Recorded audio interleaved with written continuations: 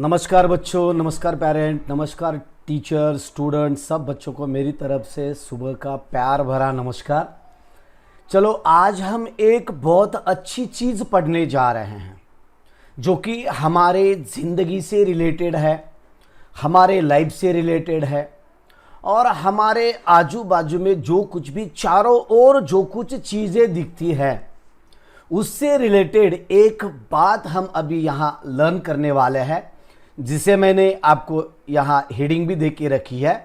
तो वो है मास एंड वेट, यानी कि बोझ और भार। इसमें हम थोड़ा सा देखते हैं भार और वेट।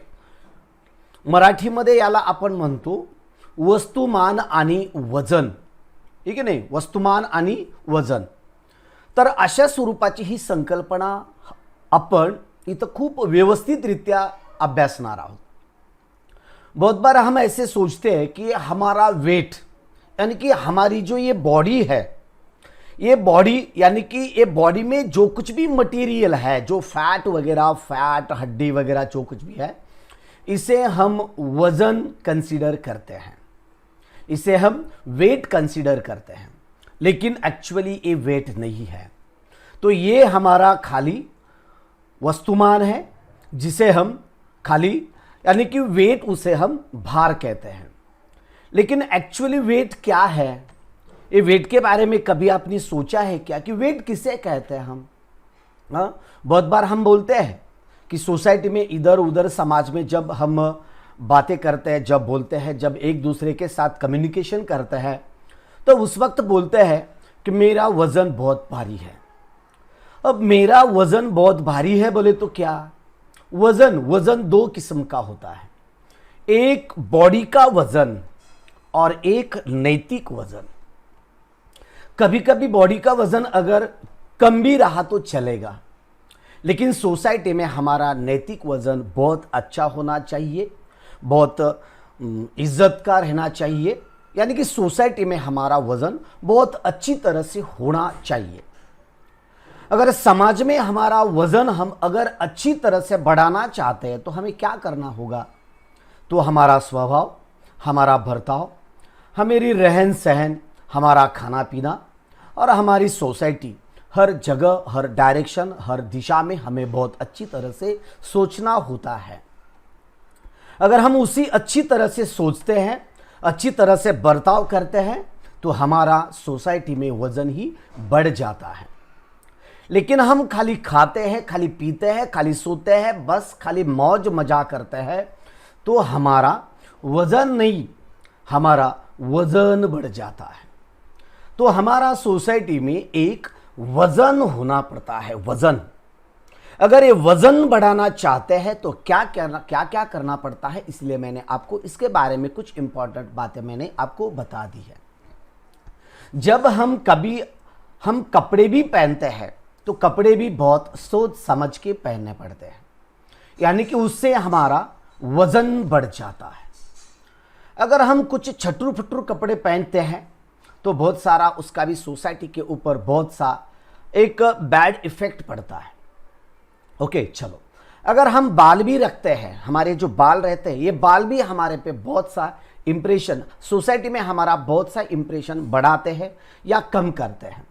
लेकिन हम वो वज़न के बारे में नहीं पढ़ने वाले, हम पढ़ने वाले हैं बोझ, वज़न, भार, इसके ऊपर हम पढ़ने वाले हैं, जिसे हम अंग्रेजी में वेट कहते हैं और मराठी में उसे हम वज़न कहते हैं। ओके, चलो, तो ये वज़न, ये जो बॉडी है, ये जो बॉडी जो मुझे आप देख रहे हैं, तो ये है मेरा वस्तुमान, जिसे मराठी में वस्तुमान कहा जाता है।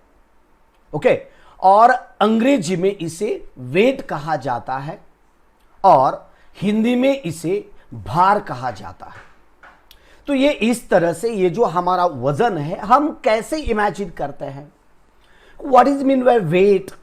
हमने कभी सोचा है क्या कि वेट हम किसे कहते हैं, वज़न हम किसको कहते हैं? कि अक्सर हम देखते हैं कि हम किसी तराजू में हम खुद को तौलते हैं तो मेरा वज़न इतना है बोलते हैं, वगैरह वगैरह वगैरह बहुत सारी कुछ बातें आते हैं। लेकिन मैं आपको एक्चुअली मास और वेट, ये दोनों का मैं आपको अच्छी तरह से डिफरेंस बताने वाला हूं।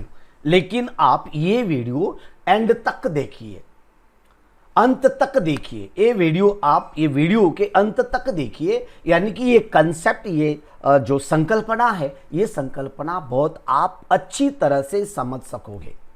ओके, अगर आप इसे बीच में ही, अंदर में ही इसे अगर आप स्किप करोगे तो ये कंसेप्ट आपको समझ में नहीं आएगा।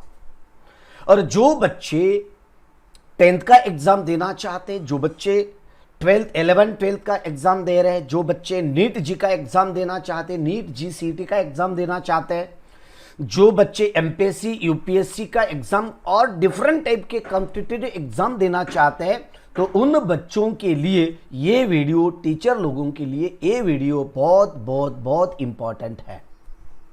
तो चलो हम शुरू करते हैं हमारा मास एंड वेट को। नमस्कार दोस्तों, मैं हूं संजू सिरसाट और आप देख रहे हैं जीनियस साइंस यूट्यूब चैनल, एक चैनल जिसके ऊपर साइंस की पूरे कंसेप्ट आपको बहुत अच्छी तरह से समझा जाते हैं और साइंस के कंसेप्ट के साथ साथ एक आपको आत्मविश्वास भी देने की कोशिश की जाती है। एक ऐसा बड़ा और बहुत अच्छा चैनल आप देख रहे हैं। अगर इसे आने वाले वीडियो आप देखना चाहते हैं, कंसेप्ट जानना चाहते हैं, साइंस के बारे में जो कुछ भी रिलेटेड कंसेप्ट है वो अच्छी तरह से समझना चाहते हैं, तो इस वीडियो के नीचे जो सब्सक्राइब बटन है वो सब्सक्राइब बटन आप जल्दी से दबाइए और उसके बाद एक बेल आइकॉन आएगा, वो बेल आइकॉन दबा के उसके ऊपर नोटिफिकेशन एक्टिवेट, यानी कि ऑल नोटिफिकेशन एक्टिवेट करो। और उसके बाद अगर आप करिकुलम के बारे में, स्टैंडर्ड्स के बारे में, 10th 11th 12th नीट जी के एग्जाम के बारे में आप विस्तार से जानना चाहते हैं तो geniusscienceedu.com अपने वेबसाइट पे भी आप विजिट कर सकते हैं। ओके, तो दोस्तों हम जानते हैं, चलो मास एंड वेट के बारे में। हम अक्सर ये गलती कर देते हैं कि हम जो दिख रहे हैं ये हमारा वेट है, लेकिन ये वेट नहीं है, तो ये हमारा खाली मास है। लेकिन हम वेट किसे कहते हैं? तो वेट कहते हैं, देखो वेट यानी कि हमारा जो कुछ भी मास है, जो कुछ भी हमारा मास है, इस मास को, यानी कि हमारा जो वेट है, वेट हम किसे कहते हैं? मैं शॉर्ट में लिख रहा हूं वेट। तो वेट हम किसे कहते हैं? हमारा जो मास रहता है, जो हमारा वस्तुमान रहता है, इस वस्तुमान के ऊपर जो हमारी पृथ्वी, जो हमारी वसुंधरा, हमारी माता, हमारे ऊपर जो ग्रेविटी एक्ट करती है, हमारा वस्तुमान और हमारी ग्रेविटी, अर्थ के जरिए लगाए गए ग्रेविटी, इन दोनों का अगर आप मल्टीप्लिकेशन करते हैं, गुणाकार करते हैं, तो उसे कहते हैं हम हमारा वेट। ऐसा मत समझिए कि मैं जो कुछ भी हूं यही वेट है। नहीं नहीं, आप जो कुछ भी है वो जीरो है। समझ में आ रहा है ना आपको? यानी कि मेरा ये जो कुछ भी है ये कंप्लीटली जीरो है। अगर इसके ऊपर अर्थ कोई भी ग्रेविटी एक्ट नहीं करती है तो इसका वेट के बारे में इसकी वैल्यू जीरो है। अगर हमारे ऊपर अर्थ कोई ग्रेविटी एक्ट नहीं करती है तो हमारा वेट कंप्लीटली जीरो बन जाता है। मैं एक आपके लिए क्वेश्चन देना चाहता हूं, क्वेश्चन। ये क्वेश्चन का आंसर आप मुझे कमेंट बॉक्स में कमेंट करके मुझे आप बता सकते हैं। कमेंट बॉक्स में कमेंट करके आप मुझे बता दीजिए। मैं क्वेश्चन इस तरह से मैं आपको पूछ रहा हूं, देखो एक क्वेश्चन दे रहा हूं मैं आपको। समझो हम कहीं हॉस्पिटल में जाके, किसी दुकान में जाके, आपने तो वेट तो देखा होगा ना, एक डिजिटल वेट वगैरह, जो कि हम उसके ऊपर खड़े रहते, वो डिफ्लेक्शन दिखाता है। यानी कि बहुत बार ऐसे रहते हैं कि आप जो छोटे छोटे बच्चे रहते हैं, जो 80-90 किलो के बच्चे, बहुत सारे बच्चे 80-90 किलो के बच्चे होते हैं, जो कि 10वीं में पढ़ते हैं, 12वीं में पढ़ते हैं, 11वीं में पढ़ते हैं, रहता है 80-80, 90-90 किलो के छोटे छोटे बच्चे रहते हैं। अगर वो बच्चा हॉस्पिटल में जाके किसी वेट, यानी कि वे करने की मशीन के ऊपर खड़ा होता है तो छट बोल के डिफ्लेक्शन दिखा देता है। उसका इतना भी कभी कभी वेट रहता है कि वो मशीन भी रूठ जाती है, मशीन रूठ जाती है, बाद में वेट दिखाना ही बंद कर देती है। वेट ही इतना होता है, वेट ही उसका इतना होता है कि मशीन रूट जाती है, मर जाती है, वो डिफ्लेक्शन ही नहीं दिखाती बाद में।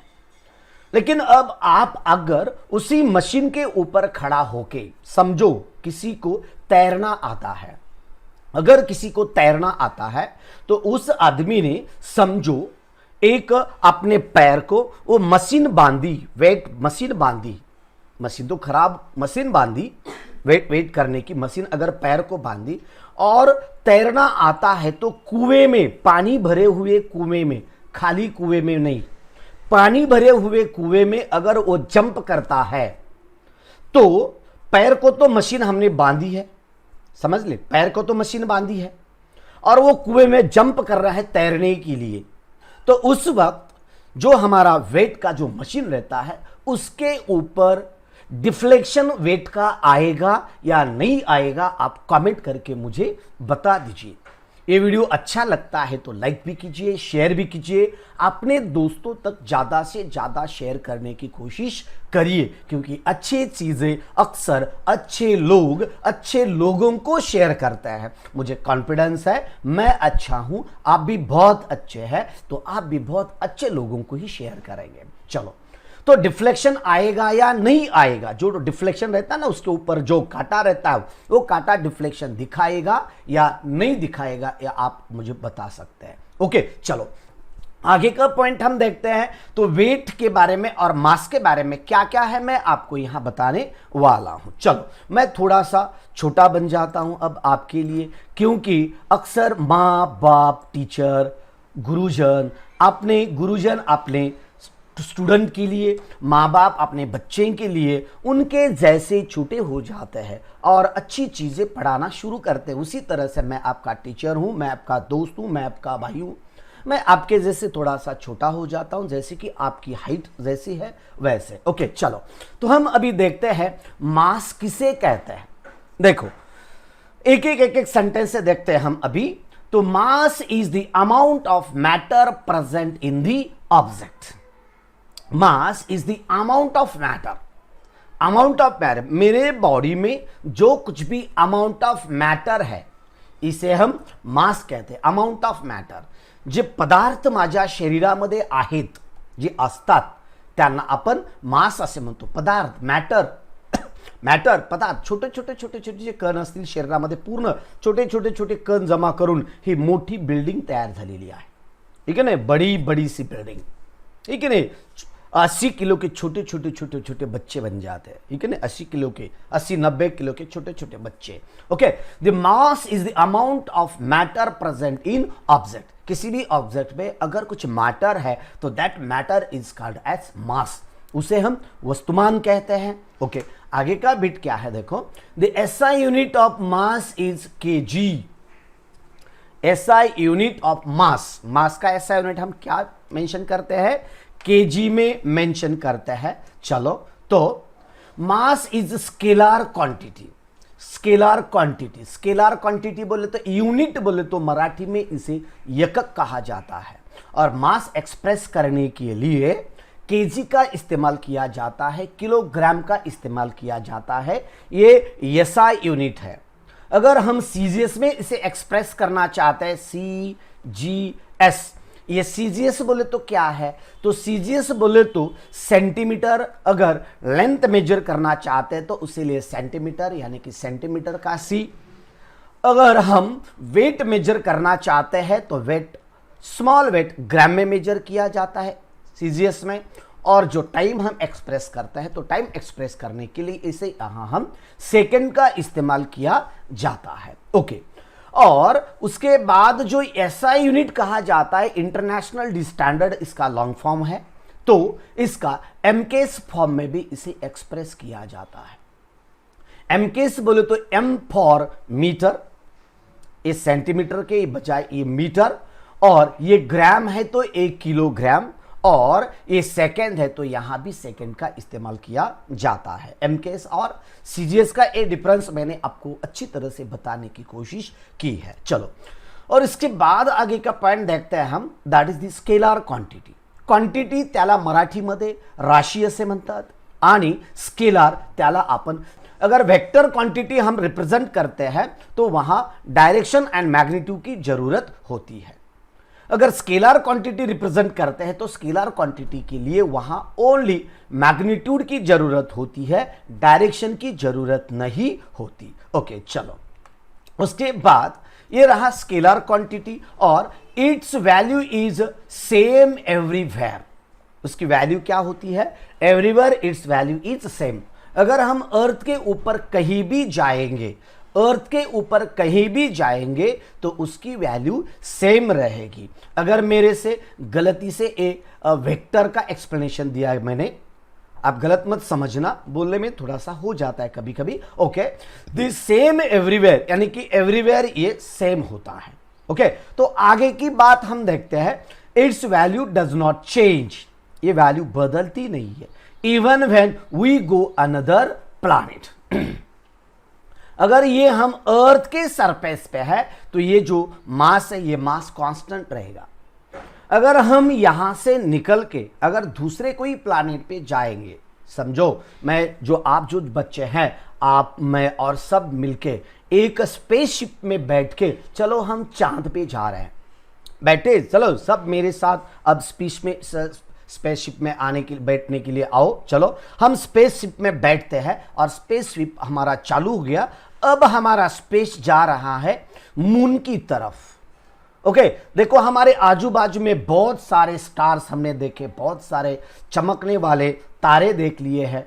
ओके, अभी हम पहुंचे चांद के ऊपर।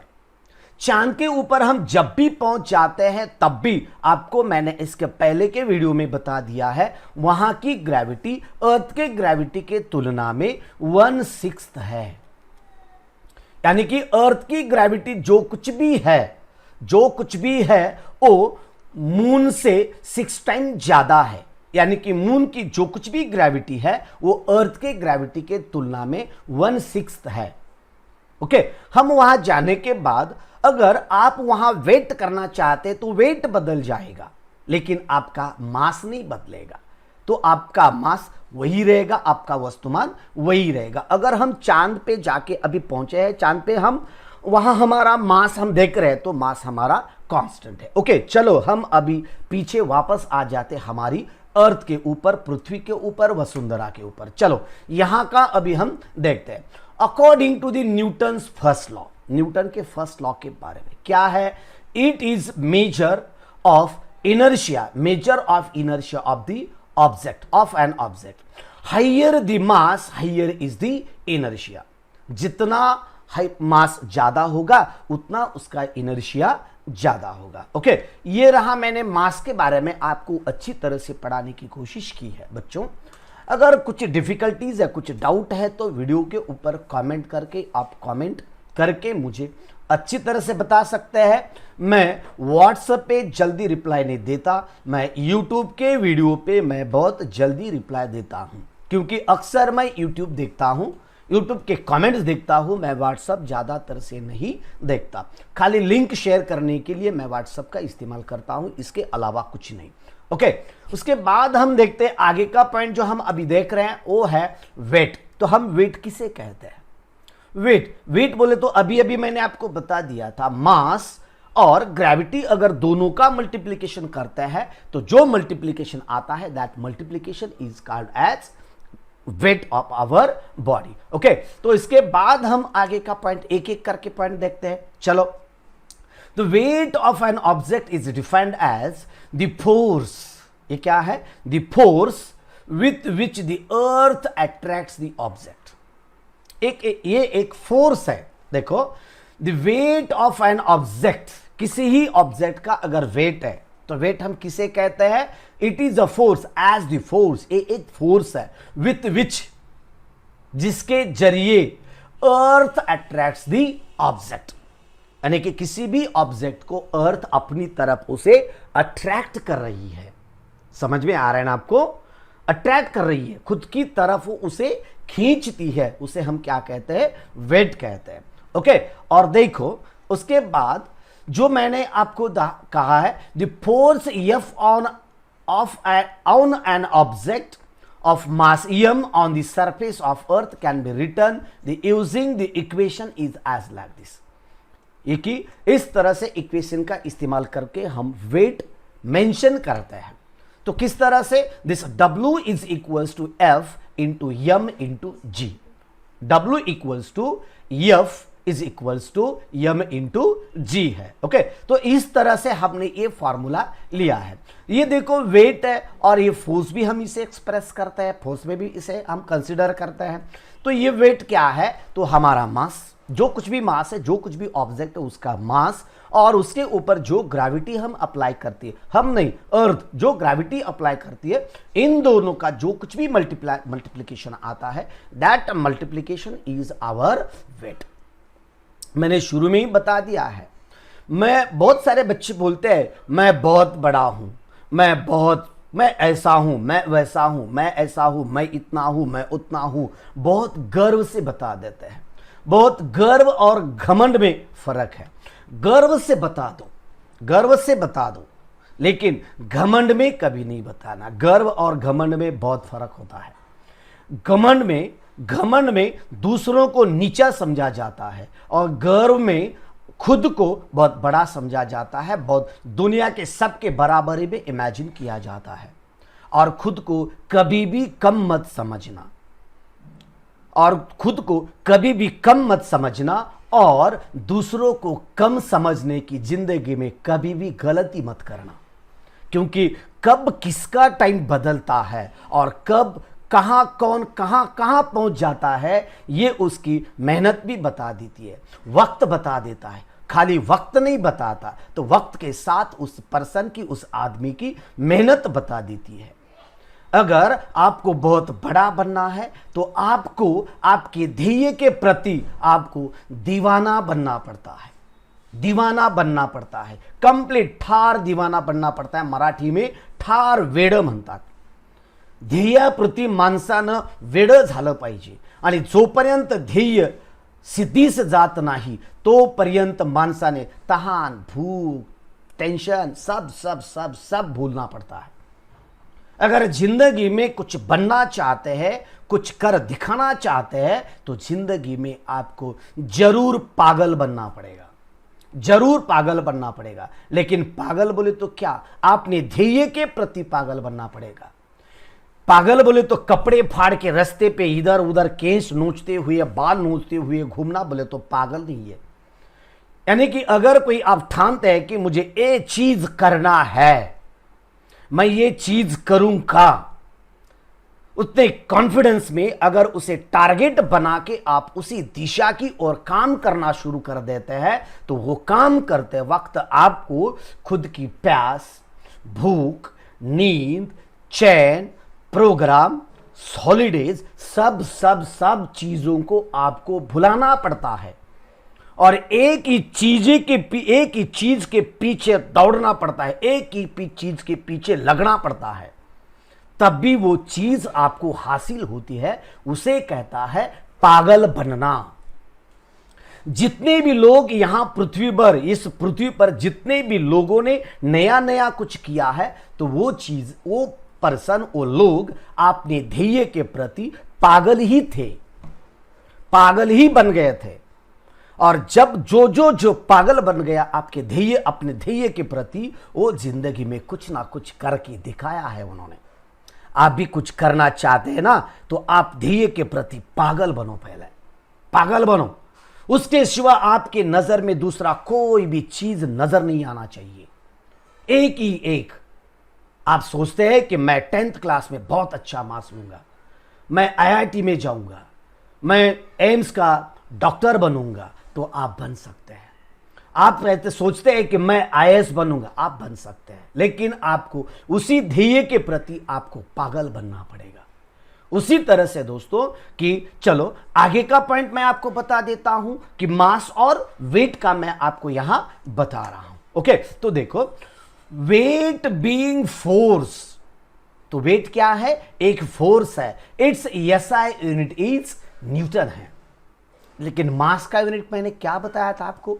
मास का यूनिट बताया था मैंने, मास का यूनिट बताया था किलोग्राम, किलोग्राम। और वो क्या है? एसआई में है, ये भी एसआई में। वो एसआई में मैंने किलोग्राम बताया था और सीजीएस में मैंने आपको ग्राम बताया था। लेकिन अभी जो आप यहां देख रहे हैं तो फोर्स का एसआई यूनिट है न्यूटन, और इसे अगर हम सीजीएस में एक्सप्रेस करते हैं तो we can express it in dyne, DYNE, dyne में एक्सप्रेस करते हैं हम सीजीएस में। ओके, यानी कि सीजीएस मध्ये आला आपण डाइन मध्ये एक्सप्रेस करतो। ओके, चलो, तो also the weight being a force is vector quantity.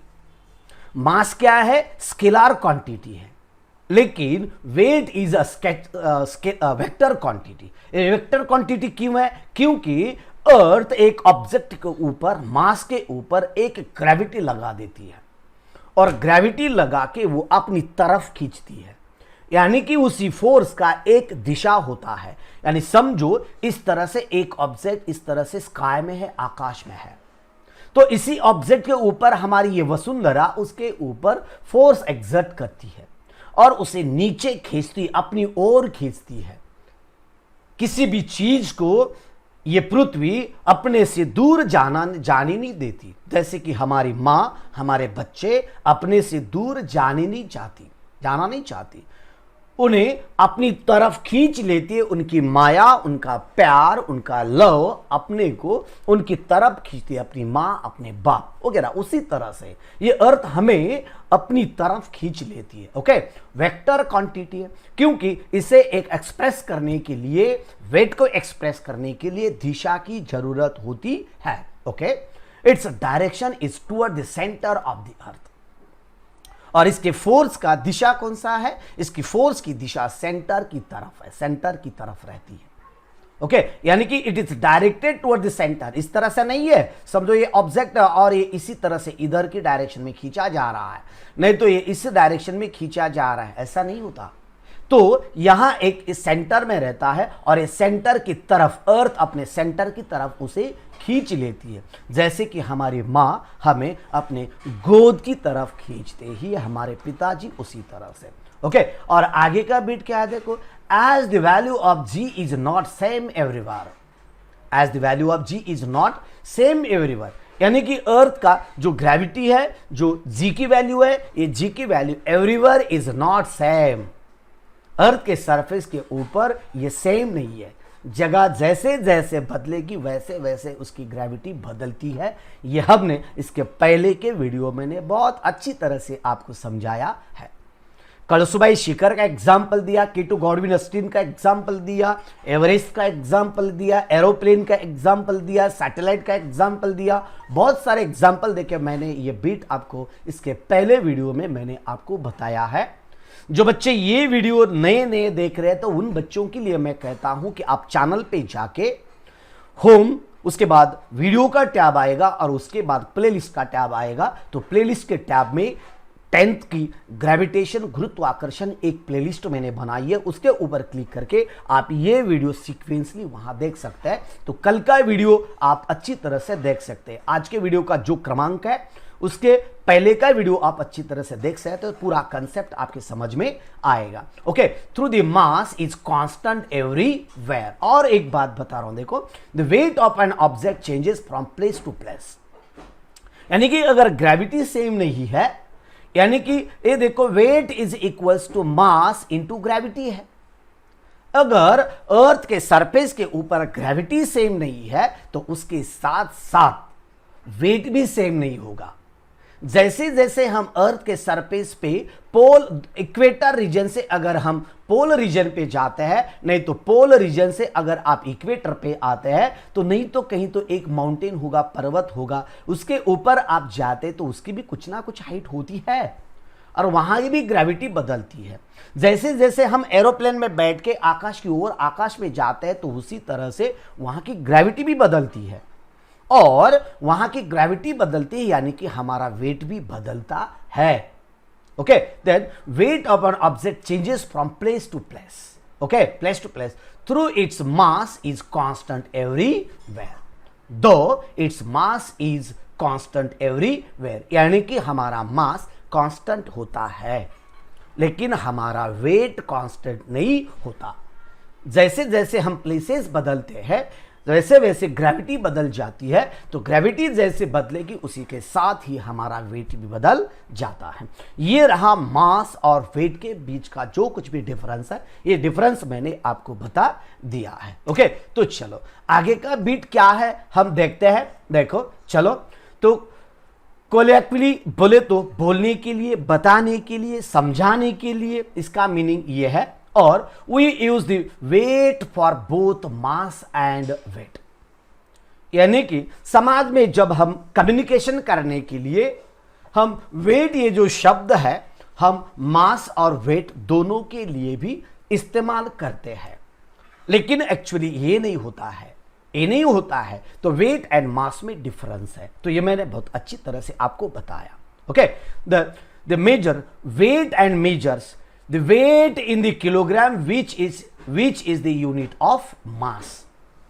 क्या है? weight in the kilogram, weight किसमें, weight in the kilogram which is the unit of mass। ऐसा हम बोलने के लिए इसका इस्तेमाल किया जाता है, बट एक्चुअली नहीं होता है, एक्चुअली नहीं होता है। ओके, और इसके जरिए, बट इन साइंटिफिक लैंग्वेज, शास्त्रीय भाषा में, when we say the Raju's weight is 75 kilogram, ये राजू के बजाय मैं आपको यहां एक बता देता हूं। चलो, आर के बजाय मैं यहां लिख देता हूं SAN के बजाय क्या हुआ, अब संजीव हो गया, यानी कि मेरा वेट हो गया। समझो, Sanju says that संजू's weight is 75 kg, लेकिन नहीं है मेरा उतना वेट, मेरा वेट उतना नहीं है, मेरा वेट खाली 65 kg का, मैं एक छोटा सा नन्हा सा प्यारा सा बच्चा हूं। ओके, चलो, जैसे कि बहुत सारे 100, 80, 90 किलोग्राम के छोटे से प्यारे से बच्चे हो जाते, उसी तरह से we are talking about the Rajiv's mass. देखो, यानी कि Rajiv's weight is 75 kg, weight is the 75 kg, but actually हम क्या कहना चाहते हैं, हम कहते हैं वेट कह के, लेकिन एक्चुअली वो होता है टॉकिंग अबाउट द राजीव्स मास, यानी कि संजूस मास के बारे में। संजू का वेट नहीं है वो, तो संजू का वेट नहीं है, संजू का क्या है, वो मास है। ओके, और बहुत सारे उसके बाद हम देखते हैं। देखो, what we mean is that the Raju's weight is equals to gravitational force on 75 kg। और देखो, what we mean is that the Raju's weight is equal to gravitational force on 75 kg। 75 kg, आगे का point और बता देता हूं। और देखो, then as Raju's mass is 75 kg, his weight on earth is, अगर उसका मास 75 kg है तो उसका वेट क्या होगा, तो उसका वेट होगा, देखो, this weight is equal to mg है, तो mg is the, m is the 75 and g is the 9.8, और इन दोनों का मल्टीप्लीकेशन करता है तो ये आता है 735 न्यूटन। ये हुआ अर्थ की तरफ, जो कुछ भी अर्थ की तरफ से हमारे ऊपर जो फोर्स अप्लाई किया है, वो फोर्स यानी कि 735 न्यूटन, इसे कहते हैं हम एक्चुअली वेट। अगर हम मास लेते हैं तो मास होगा खाली 75, यानी कि आगे आपको बहुत ऐसे कुछ कैलकुलेशंस करने हैं, बहुत ऐसे कुछ मैं आपको प्रॉब्लम्स लेने वाला हूं, एग्जाम्पल्स लेने वाला हूं। आप जिंदगी में कभी नहीं एग्जाम्पल बोलोगे, कभी भी एग्जाम्पल नहीं बोलोगे। इस तरह से बहुत अट्रैक्टिव मेथड से, बहुत समझा के मैं आपको ये एग्जाम्पल्स भी लेने वाला हूं। वो भी वीडियो आप देखना ना भूले।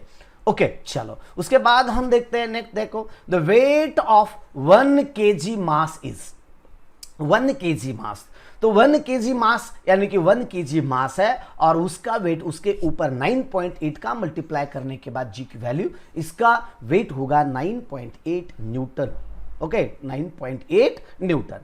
बच्चों मैंने आपको बता दिया है, स्टूडेंट्स, मेरे टीचर्स, मेरे भाई बहनों, मैंने आपको बता दिया है कि हमारा जो ग्रेविटी अर्थ के ऊपर ये हर जगह बदलता है। पोलार पे अलग है, ध्रुव पे अलग है, इक्वेटर पे अलग है, पर्वतों पे अलग है, लेकिन एक ये एवरेज वैल्यू ली जाती है कि जो 9.8 कंसिडर की जाती है कॉन्स्टेंटली। ओके, तो देखो, then our weighing machine tell us the mass. हमारी जो वेइंग मशीन होती है हमें क्या बता देती है? हमारा मास बता देती है। The two scale balance in shop compare the two weights, that is the two masses. जो बैलेंस वेट होता है ना, बीम वेट कहते हैं हम, बीम वेट तुलना करण्यासाठी जे पारडं आपण म्हणतो, इकडच्या साईडला त्याला असे पारडे वगैरे बांधलेले असतात, बाजारामध्ये असतात पाहे, किलोग्राम वगैरे मेजरमेंट करण्यासाठी, भाजीपाला आणण्यासाठी आपण जात असतो बाजारामध्ये, है कि नहीं? ये जो है ना, ये बीम वेट कहते हैं इसे, बीम वेट। वेइंग मशीन का उसके ऊपर मास ही कंसिडर करते हैं, लेकिन ये जो सब्जी वगैरह हम लेने के लिए जाते हैं तो हम क्या है, तो two scale balance in shop compare two weights. Two weights यानी कि एक बैलेंस में हम क्या रख देते हैं, एक वेट रख देते हैं, और उसके बराबरी में दूसरा सब्जी वगैरह जो कुछ भी हमारा ग्रोसरी है उसमें रख देते हैं राशन, और उसका हम वेट करते हैं। ओके, तो that is not weight, that is the mass, and we can take the mass with compare to the another weight, यानी कि दूसरा जो वेट रहता है, दूसरा जो मास रहता है, उसके बराबरी में हम दूसरा मास कंपेयर करके हम खरीद लेते हैं। ओके, तो आगे का इस तरह से मैंने आपको मास और वेट दोनों की कंपैरिजन करके बहुत अच्छी तरह से समझाया है।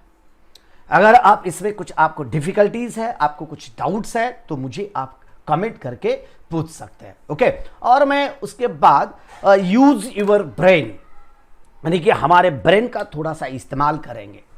अगर आपके पास ब्रेन है तो, है ना, ब्रेन तो है आपके पास, मुझे मालूम है, आप बहुत ब्रिलियंट हो, बहुत टैलेंट हो, बहुत अच्छे हो, तो आपके पास तो यानी कि ब्रेन तो होगा ही और है ही, ठीक है ना। जो खोपड़ी है ना, खोपड़ी के अंदर ब्रेन, और उसमें सोचने की एक ताकत होती है, और ये बहुत बड़ी ताकत होती है, बहुत बड़ी। ह्यूमन को एक गिफ्ट है, ये निसर्ग ने दी वाली एक गिफ्ट है। Okay, will your weight remains constant as you go about the surface of earth. अब ये भी बता दिया मैंने, यानी कि आपका जो वेट है अर्थ के ऊपर, यानी सरफेस पे, अर्थ के सरफेस पे अगर आप कहीं भी जा रहे हैं तो आपका वेट कांस्टेंट रहता है क्या?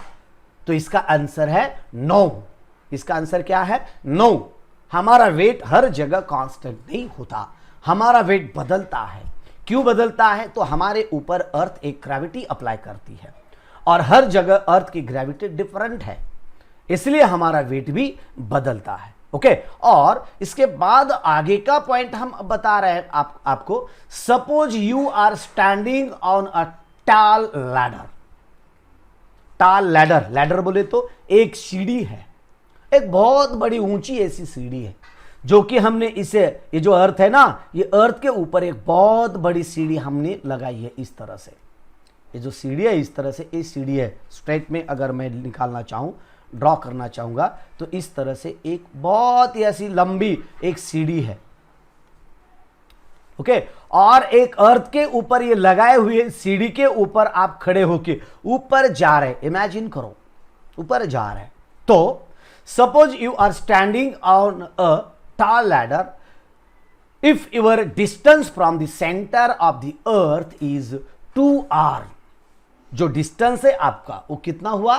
2r हुआ, twice. What will be your weight? तो आपका वेट क्या होगा? देखो, if the distance from the center of earth is 2r, यानी कि ये जो डिस्टेंस है, ये जो सेंटर है अर्थ का, यहां तक अर्थ की रेडियस है कैपिटल आर, और दूसरा डिस्टेंस कितना? ये जो सीढ़ी है ना, ये सीढ़ी भी आर इतनी ही है। अर्थ की रेडियस कितनी है आपको पता है? तो अर्थ की रेडियस है 6400 किलोमीटर, 6400 किलोमीटर है, और वैसी समझो इसकी भी हाइट है 6400 किलोमीटर है। आंकड़े की जरूरत नहीं है, यहां आंकड़े की जरूरत नहीं है, बहुत अच्छी तरह से मैं आपको समझाऊंगा। ओके, अगर ये 2r है, यानी कि इतनी हाइट है, और इतनी हाइट को ये सीढ़ी ऊपर गया है, सीढ़ी पे चढ़ के r, और ये टोटल डिस्टेंस कितना हुआ, यहां का भी r और यहां का भी r, यानी कि टोटल हाइट कितनी कितनी हो गई सेंटर से, ये हो गई 2r। यानी कि आपको ये मालूम है, हम अक्सर इसे स्मॉल r में इमेजिन करते हैं, बराबर है ना, स्मॉल r इमेजिन करते हैं। अगर ये हम स्मॉल r इमेजिन करते हैं तो आपको मैं बहुत अच्छी तरह से इसका सॉल्यूशन देने वाला हूं। तो चलो देखते हैं क्या है। वेट बोले तो हमारा फोर्स, अर्थ हमारे पे जो कुछ भी ग्रेविटी अप्लाई करती है, that gravity is equal to weight है, ओके, फोर्स, और that gravitation force equals to weight है। तो वेट कितना है, gmm बाय r स्क्वायर है।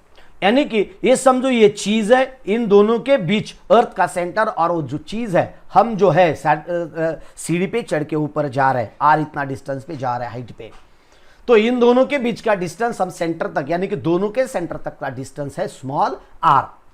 यानी कि ये r सरफेस के ऊपर उतना ही बढ़ाया है, अर्थ की रेडियस की इतना, ओके। आगे क्या है देखो, तो हम यह क्या करेंगे देखो, तो ये देखो small r is equal to 2r आएगा, क्योंकि हाइट यहां कितनी ली है हमने, तो हाइट है देखो small r is equal to r plus H होता है, आपको पता है small r is equal to r plus H होता है, लेकिन एच हमने कितना लिया है, तो एच लिया है r के बराबर, यानी कि r is equal to r plus r, यानी कि r is equal to 2r, बराबर है, small r equals to 2r हो गया। तो हम क्या करेंगे, एक capital G capital M divided by small r के जगह हम लिख देते हैं 2 कैपिटल R और होल स्क्वायर, इस तरह से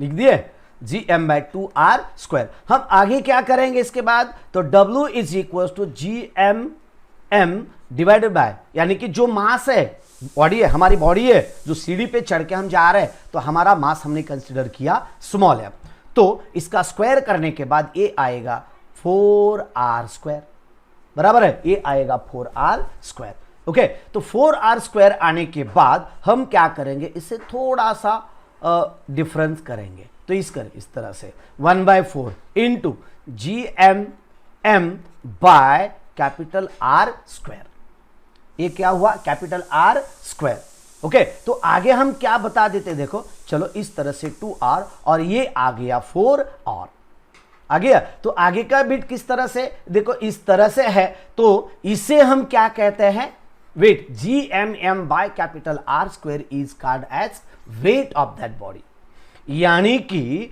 W इज इक्वल्स टू ये रहा 1/4 into weight of body on earth के ऊपर जो है, और वहां का वेट आपका कितना रहेगा, तो वो वेट रहेगा that is equals to weight on earth surface divided by 4, यानी कि यहां जितना वेट रहेगा उससे 1/4 वेट आपको 6400 किलोमीटर पे आपको देखने को मिलेगा। तो बच्चों इस तरह से मैंने आपको मास और वेट का डिफरेंस अच्छी तरह से समझाने की कोशिश की है, ये मेरी कोशिश है, मैं ऐसे नहीं बता सकता कि मैंने आपको समझाया है, नहीं बोल सकता मैं, तो मैंने कोशिश की है और अक्सर कोशिश ही करता रहूंगा जिंदगी भर, ओके। तो दोस्तों अगर इसमें कुछ डाउट है तो कमेंट करिए, नए हैं तो लाइक करिए वीडियो को, सबको मैं रिक्वेस्ट करता हूं कि वीडियो को लाइक करिए, क्योंकि बहुत बार ऐसे होता है कि आप वीडियो देखने में इतने भावनाओं में खो जाते हैं, मेरा आवाज सुनने में, पढ़ने में इतना कॉन्सेंट्रेट हो जाते हैं आप, कि एक मेरे लिए जो एक एनर्जी रहता है, मेरे लिए एक जो शाबाशी रहती है, एक आशीर्वाद रहता है आपका, वो लाइक भी आप करना भूल जाते हैं। लेकिन मैं समझता हूं अभी तक आपने लाइक किया होगा, शेयर नहीं किया तो कम से कम 5 या 10 बच्चों को, कम से कम 5 या 10 बच्चों को शेयर करो, और ज़्यादा से ज़्यादा जितना हो सकता है शेयर करो। अगर मेरी टीचिंग आपको अच्छी लगती है, मैं अगर एक काम अच्छा कर रहा हूं ऐसा आपको लगता है, तो ये चीज़ें शेयर करना न भूलें, कम से कम 5 या 10 बच्चों को शेयर करें, और daily each and every video share करें। दोस्तों आज के इस वीडियो के लिए अभी हम यहाँ ठहरते हैं। मैंने एक अंदर में आपको बता दिया था कि हर चीज़ के लिए हमें पागल बनना पड़ता है। अगर हम पागल बनते हैं तो अक्सर आप एक सक्सेस की सीढ़ियां धीरे धीरे धीरे धीरे धीरे पार करते जाते हैं और अंत में आप ऐसे ऊंचाई में पहुंच जाते हैं, इतना बड़ा हो जाते हैं, इतना बड़ा सक्सेसफुल पर्सन हो जाते हैं कि आपको बाद में जिंदगी में ऑल चीजें का ऐशो आराम आपको मिल सकता है। ओके, तो इस वीडियो के लिए अभी हम यहाँ ठहरते हैं, जल्दी मिलते हैं नेक्स्ट वीडियो में। तब तक जय हिंद, जय भारत स्टूडेंट, दोस्तों, बच्चों, प्यारे स्टूडेंट, टीचर, माँ बाप, बहनों, सबको मेरा एक नमस्ते। जय हिंद, जय भारत, बाय बाय।